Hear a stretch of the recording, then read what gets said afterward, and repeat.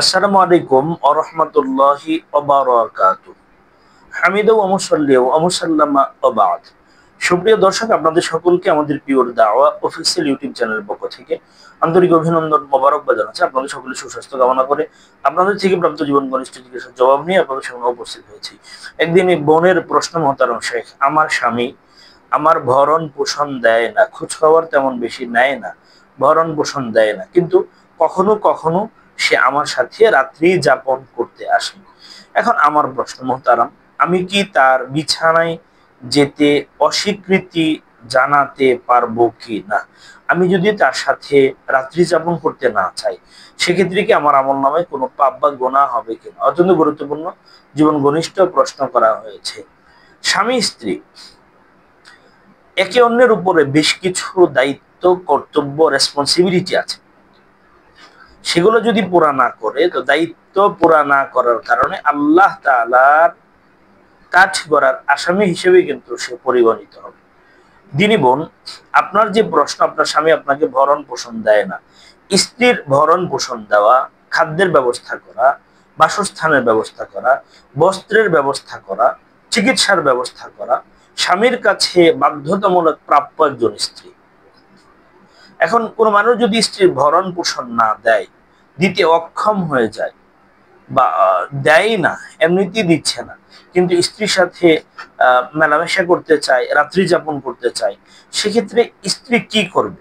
এক্ষেত্রে স্ত্রীর করণীয়টা কি? গুরুত্বপূর্ণ বিষয়। পৃথিবীকে ভারসাম্যপূর্ণ রাখার জন্য আল্লাহ তাআলা নারী এবং পুরুষের মধ্যকার দায়িত্বের মাঝে কিছু পার্থক্য আল্লাহ রেখে দিয়েছে। পরস্পরের সাথে সদাচরণের পাশাপাশি পুরুষের কাঁধে নারীর খাদ্য, বস্ত্র, বাসস্থানের ব্যবস্থার দায়িত্ব দিয়েছেন।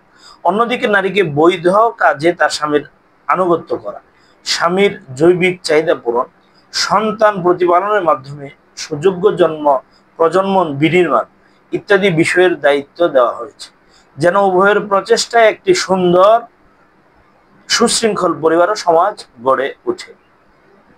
নারীর উপর পুরুষের অভিভাবকত্ব ও কর্তৃত্ব দেবার প্রধানতম কারণ হলো পুরুষ কর্তৃক নারীদের ব্যয়ভার বহন করে। আল্লাহ তাআলা কোরআনেও তো বলছেন, আর রিজালু কাওয়ামুনা আলান নিসা বিমা ফাদ্দালাল্লাহু বা'দাহুম আলা বা'দ ওয়া বিমা আনফাকু মিন আমওয়ালিহিম। আল্লাহ তাআলা সূরাতুন নিসা 34 নম্বর আয়াতে আল্লাহ বলছেন, আমি আল্লাহ পুরুষদেরকে মহিলাদের উপরে কর্তৃত্ববান বানিয়ে দিয়েছি, মহিলাদের উপরে আমি আল্লাহ কর্তৃত্ব দিয়েছি, অথরিটি দিয়েছি। কেন? বিমা ফাদ্দালাল্লাহু বা'দাহুম আলা বা'দ। আল্লাহ এটা একজনের উপর একজনকে আল্লাহ তাআলা সম্মান দিয়ে থাকেন। অবিমা আনফাকু মিন আমওয়ালিহিম, এর গুরুত্বপূর্ণ একটা কারণ, পুরুষ কষ্ট করে উপার্জন করে মাথার ঘাম পায়ে ফেলে এই স্ত্রীদের উপরে, পরিবারের উপরে সে সম্পদগুলো ব্যয় করে। এজন্য তো তাদের উপরে পুরুষের অভিভাবকত্ব আল্লাহ তাআলা দিয়ে দিয়েছেন। সেই ব্যয়ভারের মাত্রা বা পরিমাণ হবে স্বামীর অর্থনৈতিক অবস্থা বিবেচনা। স্বামী দরিদ্র হলে তার স্ত্রীর জন্য ব্যয় কম হবে, ইনকাম বেশি হলে ব্যয়ও বেশি হবে। সামর্থ্যের বাইরে কোনো কিছু তার উপর চাপিয়ে দেওয়া যাবে না। আল্লাহ তাআলা কোরআনেও বলেছেন যে সামর্থ্যবান যারা আছে, সামর্থ্য অনুযায়ী মানুষের উপরে সবকিছু করা লাগবে। এবং স্ত্রীকে যদি তার ভরণ পোষণ টোটালি কোনো কিছুই না দেয়, আর সেই স্ত্রীর সাথে যদি সে মিলিত হতে যায়, রাত্রি যাপন করতে যায়, স্ত্রী যদি অস্বীকৃতি জানায়, সেক্ষেত্রে একটা অধিকার স্ত্রীর আছে, কিন্তু এখানে না জানাটা অধিকতর যুক্তিযুক্ত। কেন? কারণ স্বামী তার অধিকার নষ্ট করে অপরাধী হচ্ছে।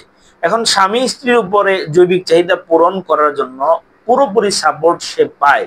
এখন আপনি না দিলে আবার আপনিও স্বামীর হক নষ্ট করছেন, উভয় কিন্তু অপরাধী। তবে স্বামীকে পানিশমেন্টের জন্য, সাময়িক সময়ের জন্য যদি আপনি বলেন যে ভরণ পোষণের ব্যবস্থা নাই, আমিও এদিকে আমি আমার থেকে একটু কঠোরতা অবলম্বন করবো, সেটা ভিন্ন হিসাব। কিন্তু কেউ যদি বিছানাতে যেতে অস্বীকৃতি জানায়, তবে তার জন্য বদদুয়া আছে, ফেরেশতাদের লানত আছে। এজন্য আমরা সুচারুভাবে আলাপ আলোচনার মাধ্যমে আমরা নিজেদের মাঝে বিষয়টা মিউচুয়াল করার চেষ্টা করি। আল্লাহ তাআলা আমাদের বুঝে আমাদের তৌফিক দিন।